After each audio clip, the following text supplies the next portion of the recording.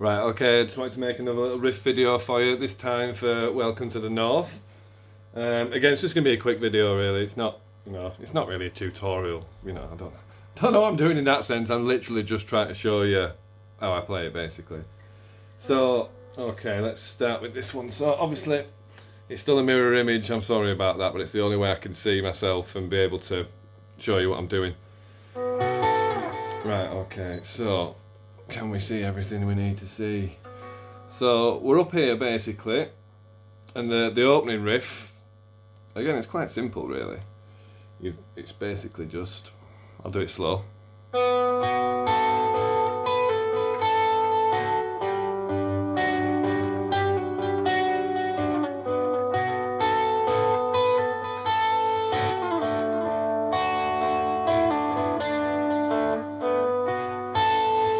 So basically, as you can see, you've got two sort of patterns there, two sort of positions, and it just moves down like that.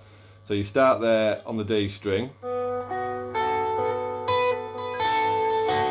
then you come down to the A string with exactly the same position. And obviously you're adding that note and doing a little pull off on it as well. So I'll just show you that.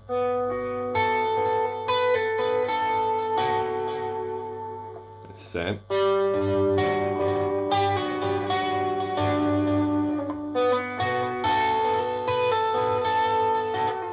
And then we come down here with the straight bar finger like that.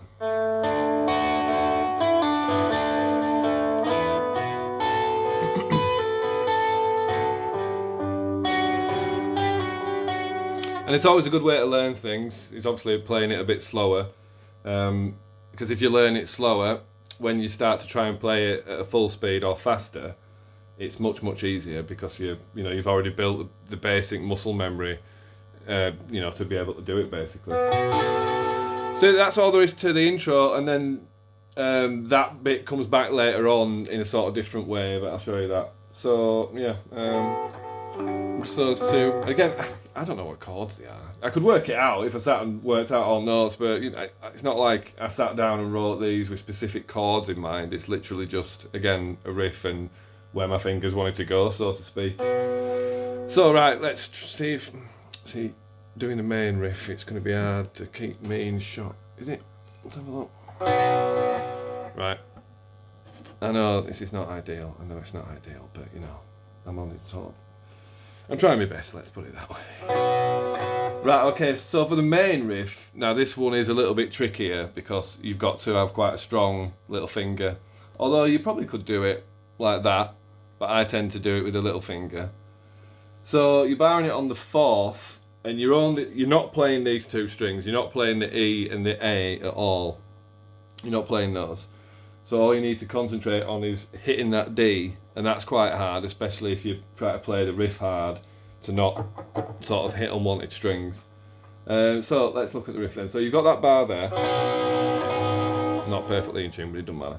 And then, so that, you're going to put your little finger there, or if your little finger's not sort of mobile enough, which, every guitarist, you should be working on your little finger mobility.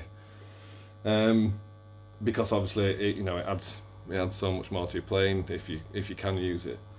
So yeah, so you're only actually barring these two strings here, the B and the E, and then with this one you're covering the D and the G like that.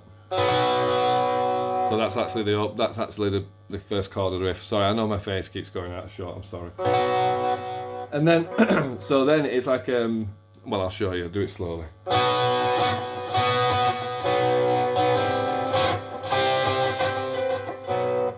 Do it slowly properly, shall I?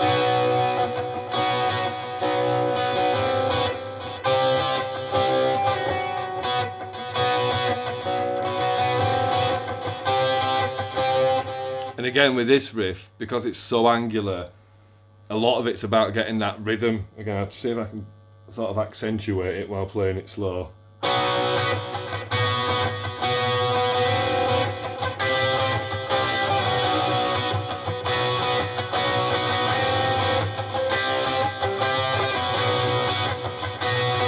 So you've got that sort of muted little bit in between them, that just that little bit. So that's probably what you could do first, actually, if you wanted to try and play it. I just practice that over and over again, just going.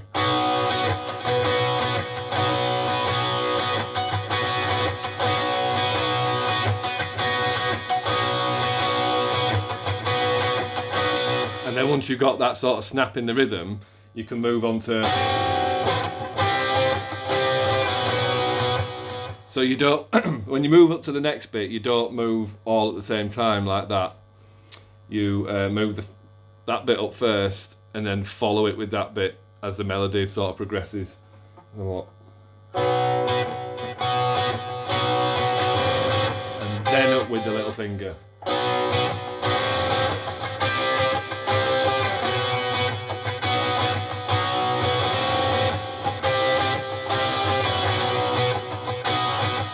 And then obviously there's another bit, I can't remember off the top of my head exactly where it is, but the other sort of part of that goes.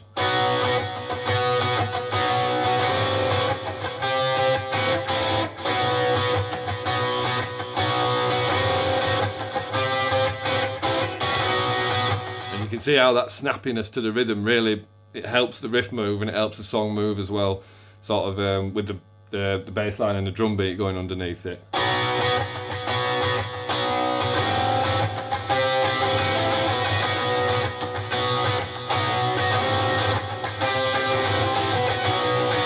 So one thing you can do as well to make sure you're not hitting that A is just mute it with the tip of that finger. So as you're doing that, the very tip is just touching that A string and you're effectively muting it, you're deadening it. So if you do accidentally hit it, see, I'm sort of hitting it there and it's not causing any unwanted notes or anything like that. So yeah, I guess it's quite a tricky riff to get that. As I say, you can do it like that.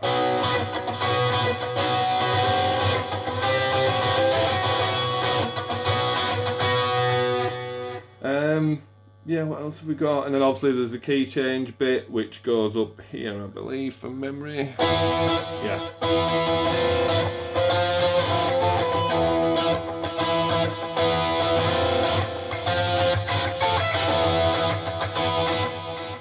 And then we come back to this situation, but instead of, I do it a couple of times, don't I? So yeah, there's one time where I play it very much like the other riff, so it's like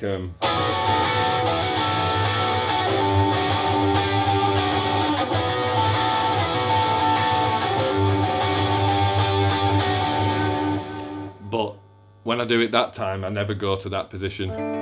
That's only at the intro, and is it the drop? I can't remember, it's been a while since I've listened to it like that, but I think it might be the drop section that I actually pick through and then go down to there. But otherwise it's just...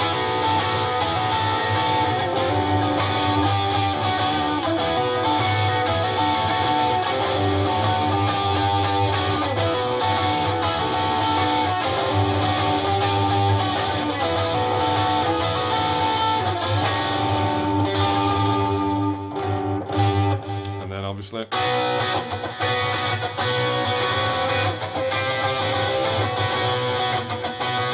It's a really fun riff to play, especially when you get the rhythm locked in and you can really hear the drummer and the bass. Or if you're playing it on your own, it's satisfying if you get it right. But when you can really hear the bass player and the drummer and you lock that riff in, it's really satisfying. It's amazing to play live, and obviously you lot go nuts as well, which makes it a lot more fun.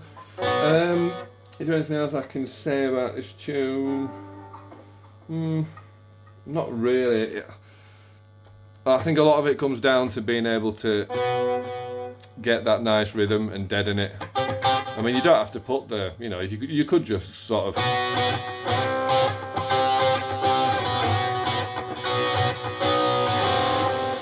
Can't even do it. It's too instinctive for me to do it at separate times. But you see what I'm saying anyway, that's the main shape of the chords. And I think what's unusual about that song is the fact that it's, well, the chord progression is relatively unusual. It's almost chromatic to a degree. But yeah, there you go. For anyone who was wanting to play that song, and as I say, I'm terribly sorry about my amateur camera skills. It's much better when I have the camera operator, but she's not always free. So yeah, I hope you enjoyed that, and I hope it helped you and something like that. Thank you.